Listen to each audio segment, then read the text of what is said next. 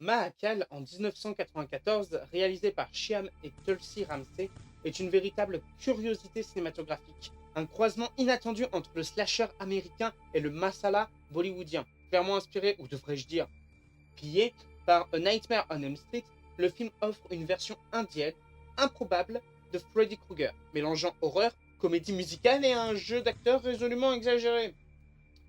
Si je n'ai pas été totalement convaincu par l'ensemble, je dois avouer avoir passé quand même un bon moment face à cette œuvre à la fois déconcertante et fascinante dans son absurdité. Véritable plagiat assumé de A Nightmare on Elm Street, le film est une démonstration à la fois fascinante et chaotique de l'appropriation culturelle. Il reprend à la note près le thème principal des Griffes de la Nuit et adapte l'univers cauchemardesque de Freddy Krueger à un contexte bollywoodien, tout en y ajoutant des chansons, des danses et une bonne dose d'exagération typique du cinéma indien. Si Mahakal n'est pas une œuvre que l'on peut qualifier de chef-d'œuvre, il n'en reste pas moins une expérience unique, oscillant entre malaise et amusement, et dont le charme kitsch parvient à captiver malgré ses nombreux défauts. Dès les premières minutes, il est évident que les frères Ramsey n'ont pas cherché à cacher leur source. Mahakal est une copie quasi parfaite de A Nightmare on Elm Street, un tueur défiguré aux griffes acérées qui hante les rêves des jeunes protagonistes et les tue de manière brutale. Le design du méchant est une imitation directe de Freddy, jusqu'à sa silhouette, son visage brûlé et ses rires sadiques. Avec son gant griffu, nous y voyons une copie quasi exacte de Freddy Krueger, jusqu'à certains plans et scènes directement empruntés au film de Craven. Ils n'ont pas hésité à reprendre le concept des rêves meurtriers, des apparitions cauchemardesques. Mais le plagiat ne s'arrête pas là. Les Ramsey ont poussé l'audace jusqu'à reprendre le thème principal musical emblématique du film, note pour note. Entendre cette mélodie culte dans un contexte bollywoodien est un choc pour les fans du film original, mais aussi une preuve de l'absence totale de scrupules des réalisateurs. Cette reprise non autorisée est devenue un des symboles de Mahakal, montrant à quel point le cinéma indien de l'époque pouvait s'approprier des œuvres occidentales sans la moindre inquiétude légale. Mais là où Mahakal se distingue, c'est dans son intégration de l'horreur dans l'univers flamboyant de Bollywood. Les scènes de terreur côtoient sans complexe des scènes de danse et des chansons, transformant ce plagiat éhonté en une expérience cinématographique unique en son genre. Si vous pensiez que Freddy Krueger ne pouvait pas exister dans un monde où les personnages se lancent dans des numéros musicaux en pleine intrigue, Mahakal prouve le contraire. Petit aparté sur une scène du film, mais à un moment, on y voit un des acteurs se déguiser et imiter le roi de la pop. Et là-bas, Michael Jackson était très représenté. Et je trouve ça assez amusant de le voir dans un Nightmare on Elm Street. Ce qui distingue réellement Mahakal de son modèle, c'est son mélange improbable des genres. Les scènes d'horreur, bien qu'intensément influencées par Craven, sont entrecoupées de séquences de danse et de chansons, parfois complètement hors sujet. Le film saute sans vergogne entre horreur, romance et comédie musicale, créant un rythme aussi imprévisible qu'excentrique.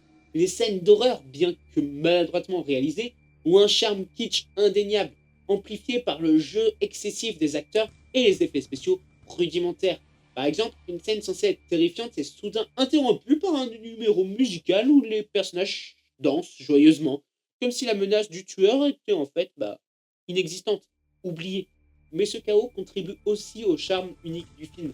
Contrairement à l'approche sérieuse et oppressante de Wes Craven, les Ramsey ne semblent pas chercher à terrifier leur public. Au contraire, ils misent sur une ambiance exagérée et spectaculaire, où l'horreur est aussi un prétexte à des moments d'humour involontaire et de légèreté musicale. Le jeu des acteurs, lui aussi, participe à cette ambiance déjantée. Les personnages surjouent chaque émotion, du rire à la peur, ce qui donne au film une saveur théâtrale qui, loin de déplaire, finit par séduire ceux qui apprécient le kitsch. Mais ce qui fait véritablement le sel de ce film, ce sont les séquences musicales. Les réalisateurs semblent avoir compris que leur public bollywoodien attendait des chansons et des danses, même dans un film d'horreur. Ces numéros musicaux, complètement hors de propos, ajoutent une légèreté bienvenue et participent à l'ambiance survoltée du film. Bien qu'il soit facile de critiquer Mahakal pour son manque d'originalité, il est important de replacer le film dans son contexte.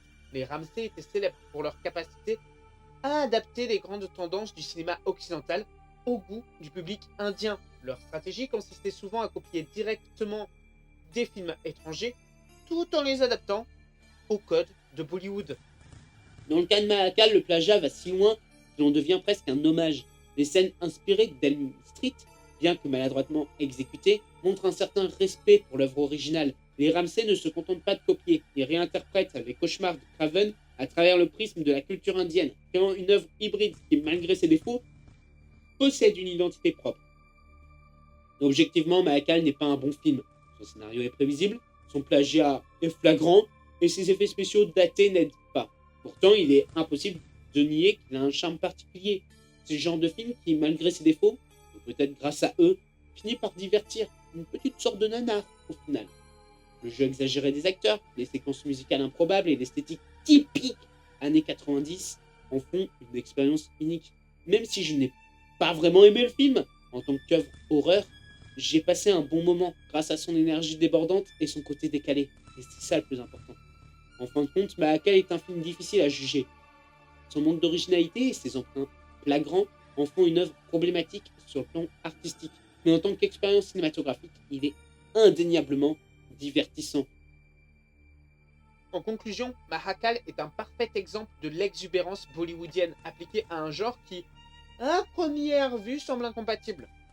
Ce film, à la fois hommage et copie flagrante, réussit l'exploit d'être divertissant malgré ses nombreux défauts. Si vous aimez le cinéma kitsch et les curiosités culturelles, Mahakal est une expérience à ne pas manquer. Freddy Krueger n'a jamais dansé sur des chansons bollywoodiennes, et grâce au Ramsay, c'est désormais chose faite. Sur ce, j'espère que cette vidéo vous a plu. Si elle vous a plu, n'hésitez pas à liker, à commenter, à me dire ce que vous en avez pensé, à me conseiller des films pour une future vidéo. Et pourquoi pas, à même partager cette vidéo auprès de vos proches et vos amis. Et si ce n'est pas déjà fait, n'hésitez pas à vous abonner pour rejoindre l'aventure Nosisner. Sur ce, je vous dis à bientôt. Je m'en vais faire des cauchemars.